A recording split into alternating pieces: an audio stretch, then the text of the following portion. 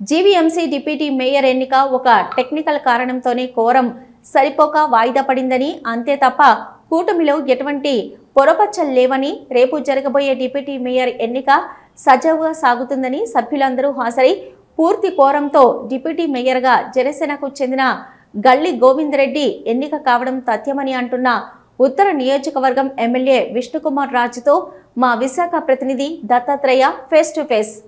విశాఖలో deputy mayor ఎన్నిక అనేది వాయిదా పడింది. అయితే సరైన సంఖ్యాబలం లేకపోవడంతో ఇప్పటికే వాయిదా పడింది. అయితే దీని మీద తాజా పరిస్థితులపై మనతో స్పందించడానికి విష్ణుకుమార్ రాజు గారు, ఎమ్మెల్యే విష్ణుకుమార్ రాజు గారు మనతో ఉన్నారు. దీని మీద కొన్ని విషయాలు అడిగి తెలుసుకుంటాం. సార్, ఈరోజు సంఖ్యాబలం సమయంగా లేకపోవడంతో ఎన్నిక అనేది వాయిదా పడింది. దీని మీద ఏమంటారు? 54 మెంబర్స్ ఉన్నారు, 56 మెంబర్స్ ఉండాలి. ఇద్దరు తక్కువ ఉన్న వలన మళ్ళీ రేపటికి పోస్ట్పోన్ చేశారు. రేపు ఖచ్చితంగా డిప్యూటీ మేయర్గా ఎవరైతే అభ్యర్థి అని అనుకున్నామో గోవిందరెడ్డి గారు, ఆయన్నే ఎన్నిక చేపట్టడం జరుగుతుంది. ఇది ఓన్లీ టెక్నికల్ ఇష్యూ.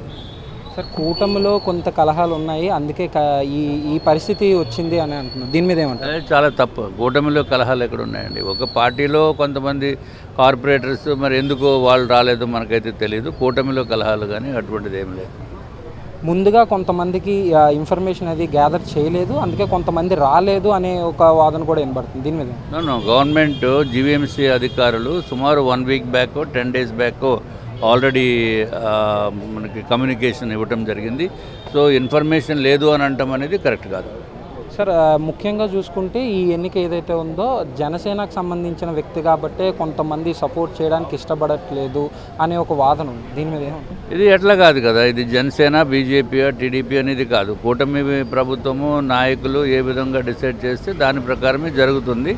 ఇది ఇప్పుడు డిప్యూటీ మేయరు జనసేన వారికి ఇవ్వటం జరిగింది. సో అందరూ సపోర్ట్ చేయాలి. మేము వచ్చాము, సపోర్ట్ చేయడానికి వచ్చాము. అట్లాగే టీడీపీలో కూడా చాలామంది వచ్చారు. సో మరి కొంతమంది రాని వలన అది డిఫర్ అయింది, కానీ పెద్ద ఇబ్బంది ఏమీ కాదు. రేపొద్దుట అయిపోతుంది. టీడీపీకి సంబంధించి మేయర్ ఎన్నిక జరిగినప్పుడు చాలా వైభవంగా చేశారు, కానీ డిప్యూటీ మేయర్కి ఎన్నిక జరిగినప్పుడు మాత్రం మొత్తం ఒక నిరాశమైన ఇది జరుగుతుంది. జనరల్గా మేయర్ అనేది ఇంపార్టెంట్. ఇది డిప్యూటీ మేయర్ అనేది రొటీన్గా అయిపోయేది. మేయర్ అయితే మీకు 74 మంది ఉండాలి. 74 మెంబర్స్లో ఒకళ్ళు తక్కువైనా మీకు మేయర్ ప్రాబ్లం వస్తుంది. మేయర్ పదవి తీసుకునే దానికి అవకాశం ఉండదు. బట్ వేరే డిప్యూటీ మేయర్కి కావాల్సింది ఓన్లీ కోరమే 56 మంది. సో 56 మంది వస్తే సింగిల్ నామినేషన్ కాబట్టి మాకు ఇబ్బంది ఏమి ఉండదు. సో అందుకని లైట్గా తీసుకున్నారు. బట్ అది టెక్నికల్ ప్రాబ్లం కింద చూడాలి. రేపొద్దుట అవుతుంది. అది చూసారు కదా, టెక్నికల్ ప్రాబ్లం వల్ల మిగతా 56 మందికి కేవలం 54 మంది అటెండ్ అవ్వడంతో కేవలం ఇద్దరే అటెండ్ అవ్వకపోవడంతో ఈ ఎన్నిక అనేది వాయిదా పడడం జరిగింది.